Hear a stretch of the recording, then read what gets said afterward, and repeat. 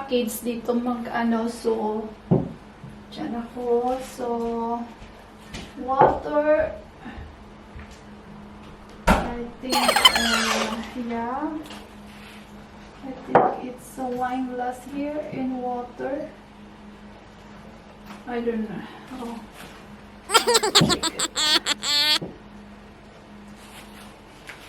Then writing here. Deep in the shadows, I know it's hard to put one foot in front of the other. So far as the echo, where do we start? You can learn to discover a million stars here. And then lalagyan lang natin ng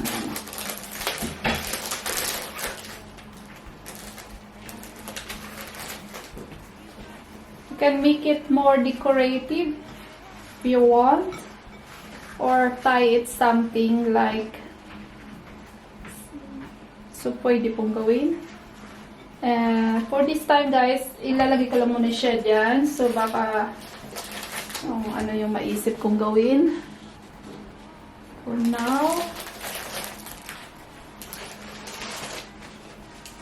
yan.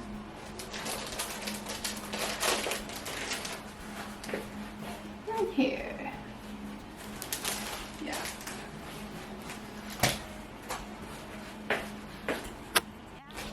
So I will put all the rest. So siya. I think this is so cute.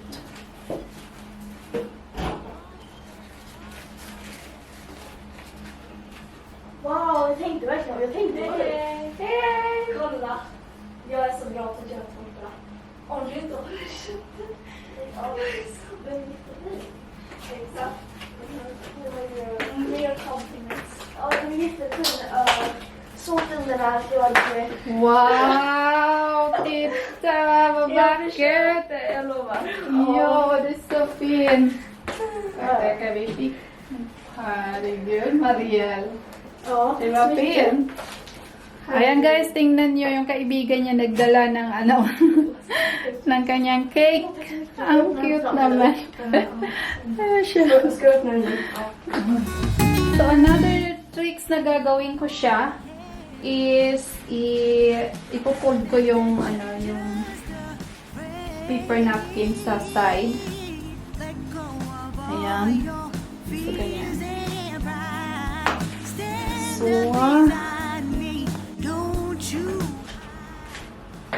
So, ayan guys, meron na siyang flower base dito sa gitna. So, siguro lalagyan ko lang siya ng konting dito para lang siya, let's see.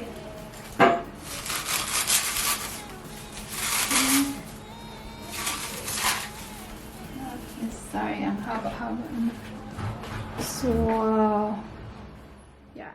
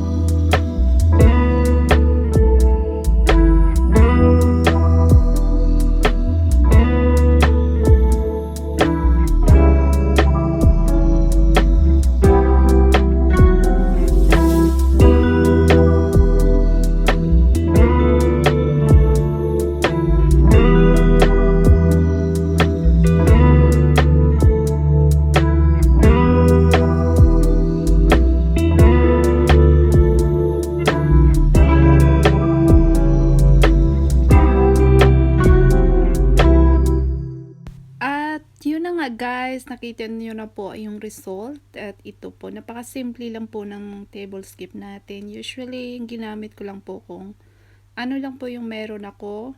Yung aking tablecloths po, it's a curtain. Usually, it's a curtains. Ginamit ko siya. And then, so, ang ginastos ko lang talaga dyan yung balloons. Kasi, ayan. Ang iba naman dyan yung mga ginamit ko last year. So, ayan.